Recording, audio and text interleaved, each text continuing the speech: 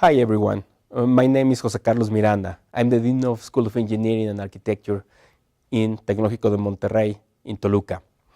Welcome. Today I have the pleasure to be with a very special person. He's been a visiting professor for a whole week here on campus, and he's one of the leading experts worldwide in the virtual reality. It's Dr. Franco Tecchia from PERCRO Laboratories in Italy in Pisa. Welcome, Professor Tecchia. And I would like to start asking some questions. And the first one is that, do you think virtual reality will become mainstream in the near future? And if that will be the case, what will be the challenges to overcome?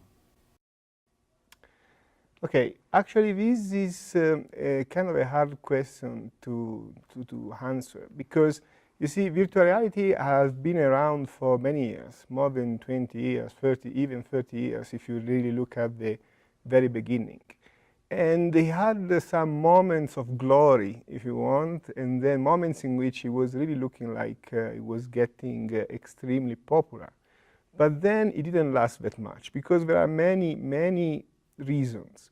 Some of these reasons are technological, and some of these reasons are more the way people interact with this technology. So to answer your question, the technological side is for sure going to be solved very soon. We are now at the point, really at the edge of having virtual reality experiences that are going to be extremely convincing. Now, if this overcoming of the technological problems will translate in the use of virtual technology for in the mass market, this is still a bit tricky to answer. Maybe yes, maybe not. It depends on the society more than on the technology. Okay, thank you. And in this sense, what do you think are the top two promises of virtual reality? What virtual reality will offer to the society in general, and how close are we to achieve that? Okay, I think that when you say two promises of virtual reality, I think I could restrict that field to one. There is a concept in virtual reality that is called sense of presence. That is like the holy grail of virtual reality.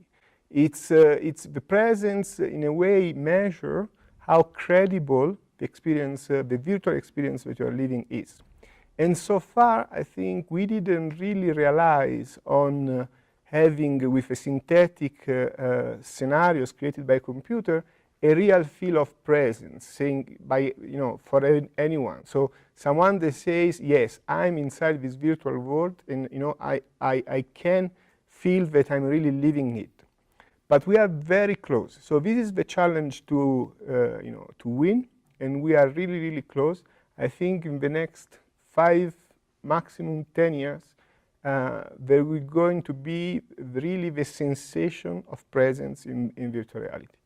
Now, this has implication and huge application, of course, because it will allow people to do experiences that maybe they don't have, the ability to do, they don't have the possibility to do. There are many reasons why people could find virtual reality appealing.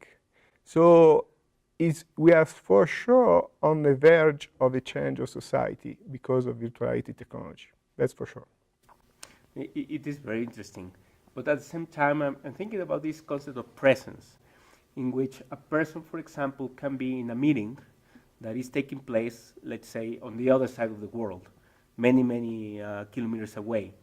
But since in virtual reality you are transporting like bytes through the network, it opens the possibility for someone, for example, to be José Carlos Miranda in this side of the world and present itself in the other end as Franco Tecchia. That will be very proud for me. Thanks a lot. But in that sense, do you see any ethical questions, ethical issues that have been addressed in that regard? And do you see that that will pose a problem in the future?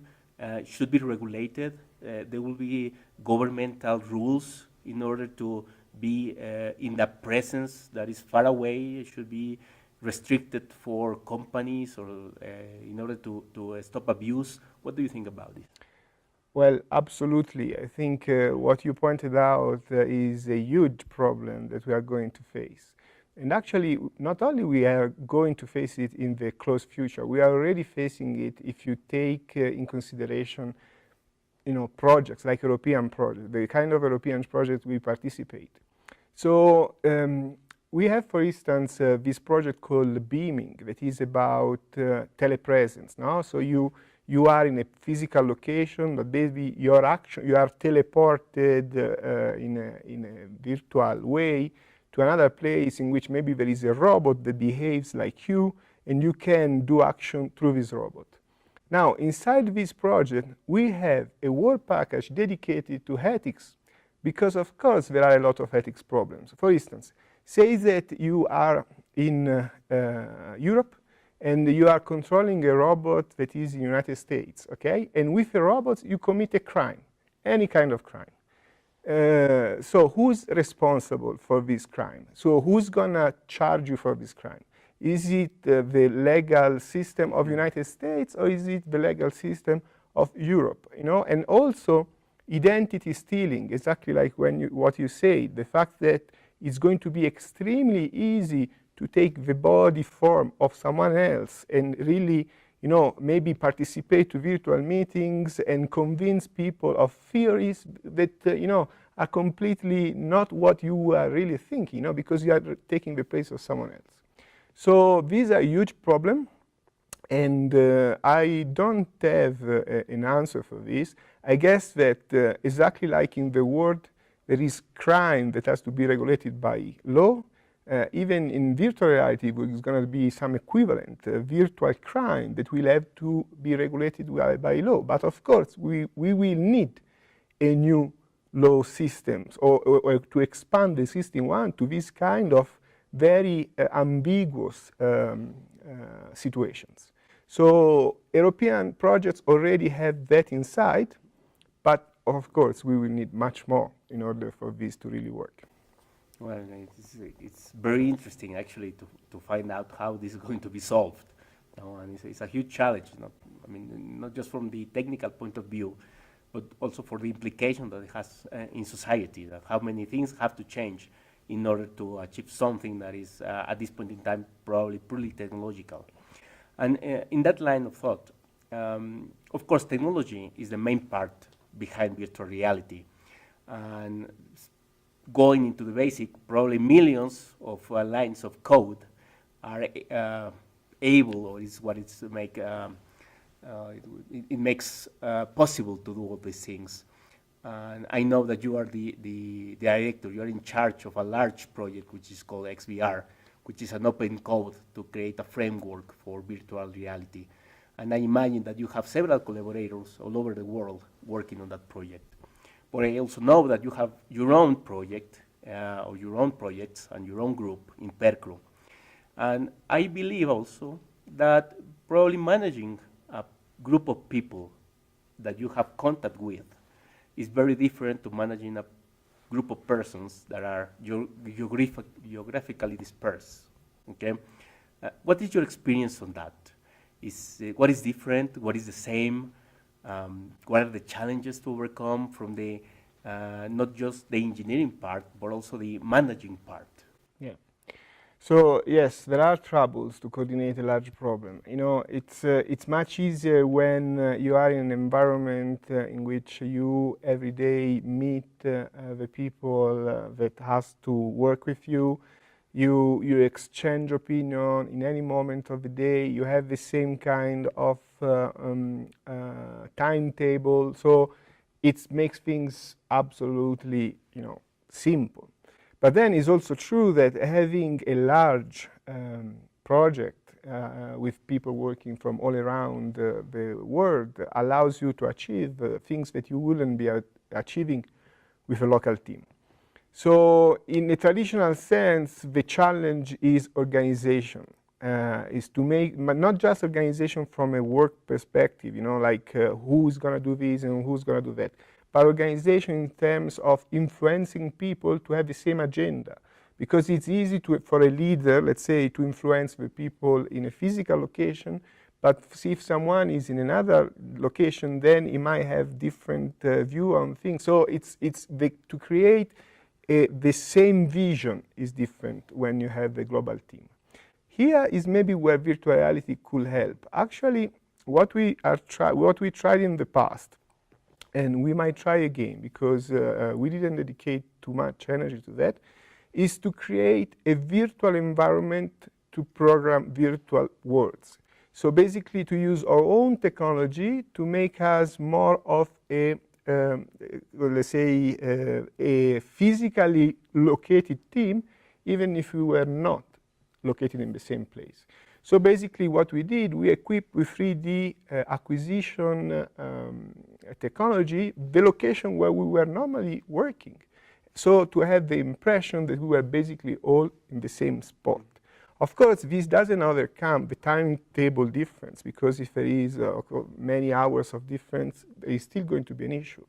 But what we were really trying is to have the illusion to be in a single location with a single set of equipment to operate and helping each other.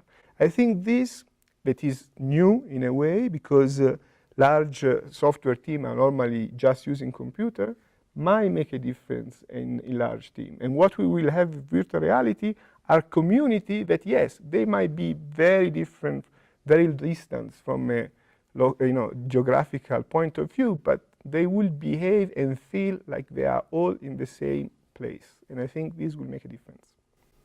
Yeah, I think so. And in my experience, usually to be able to have eye contact, for example, not just a phone call or a telephone or a teleconference, it makes things much more easier. Like body language always plays a part, especially when working with people from different cultures. Body language helps you to understand a little bit more what the other person is saying or the point that they are trying to make.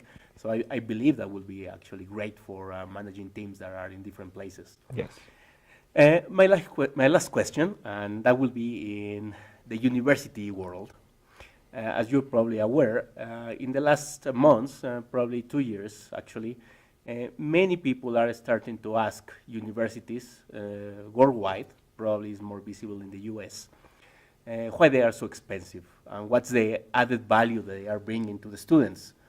And there has been a lot of pressure for universities to deliver more. And here in Monterrey Tech is the same. I mean, we are working how we can deliver more for our students. How can we achieve more with less? How can we graduate the students with better outcomes? How can we offer more flexibility? It is not different from what other universities are trying to achieve, and also, for example, implemented things like flipped classroom, massive online courses, and so on. Do you see a role in this university transformation for virtual reality? And if you see a role, can you give us an example of what do you visualize in the future for universities to use virtual reality? Yeah, absolutely. I think it's a very logic, in a way, thing. So it's for sure. I mean, I can understand that when you have a very good set of professors, you have a good set of equipment, you have the nice facilities, you probably are running an expensive place. This is normal. So, when people want to access high quality education, there is for sure some cost related to the fact that, to keep these kind of things is expensive.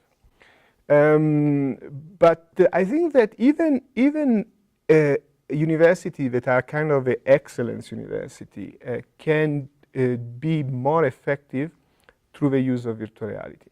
In this, I had an experience that is not directly linked to virtual reality, but in some way related. So I've been working for a couple of years in Australia. And in Australia, they have the problem of space, of course. They have a huge country to run with huge distances, and the universities and the education centers are only concentrated in the big centers.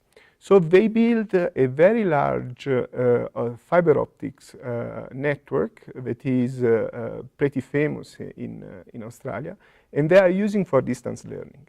Now, when you have such high bandwidth channel available, then it's a bit of a waste in a way to just use it for videos and PowerPoint presentation and audio. You can do so much more if you use virtual reality.